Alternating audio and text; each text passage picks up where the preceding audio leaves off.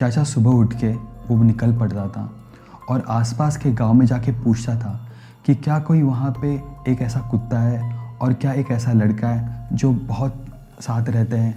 अब गांव में होता ये था कि बहुत सारे छोटे बच्चे थे और उनके कुत्ते भी थे, और जितने भी गावटी या लोकल वैरायटी के कुत्ते मतलब सेम लगते। तो चाचा को डिस्क्राइब करने में भी प्रॉब्लम हो रहा था। बस कभी कभी बोलते थे कि उसके यहाँ पे कुछ ऐसा निशान है, लेकिन वो निशान हाल ही में हुआ था जब उसको चोट पहुंची थी, तो इसलिए लोग भी बता नहीं पा रहे थे कि कौन सा ऐसा कुत्ता है जहाँ पे ऐसे निशान है। किसी को समझ में नहीं आ रहा था।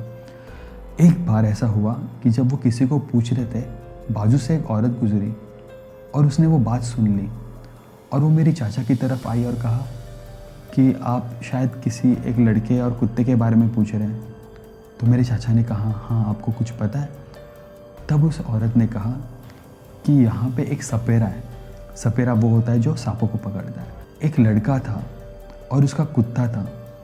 जो कुत्ता उस सपेरे को प्रॉब्लम कर रहा था। कैसी प्रॉब्लम कर रहा था?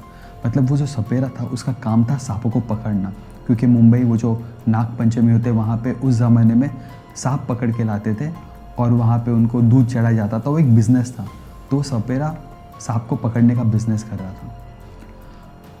होता ये था कि जब भी वो जंगल में सांपों को पकड़ने जाता था, ये कुत्ता कहीं से आ जाता था और वो भौंकता था, और उसकी वजह से वो सांप उसके हाथ में नहीं आते थे। और वो लड़का जो है वो देख के ये बहुत खुश होता था, क्योंकि वो भी चाहता था कि वो सपेरा सांप को ना पकड़े। तो उसके बिजनेस पे अफेक्ट हो रहा था उस सपेरे के, और उसने उसको वार्निंग भी दिया। 2-4 बार उसने कहा था कि उसके धंधे के बीच में मत आओ, उसके बिजनेस के बीच में मत आओ, लेकिन ये बच्चा खुश होता था जब भी उसका कुत्ता उस सांप को भगा देता था। फिर उस औरत ने ये कहा कि उस दिन उसने देखा कि कुछ हालात ज़रा उन लोगों में और भी बिगड़े थे।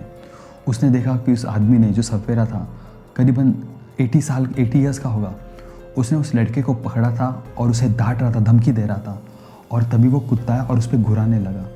उस वक्त तो उस आदमी ने उसे छोड़ दिया, लेकिन कुछ घंटे बाद ना तो वो आदमी दिखा, ना तो वो लड़का दिखा, और ना ही कुत्ता। अब चाचा जी को जब ये पता चला कि ये तीनों लोग गायब हैं, तो उसके मन में ख्याल आया कि क्या कहीं उस लड़के के भी साथ कुछ बुरा तो नहीं हुआ है। और फिर वो लड़का कौन था जो उसने ज़िंदा देखा था? अब मेरे चाचा का डिप्रेशन कम होने के बजाय और ज़्यादा बढ़ रहा था।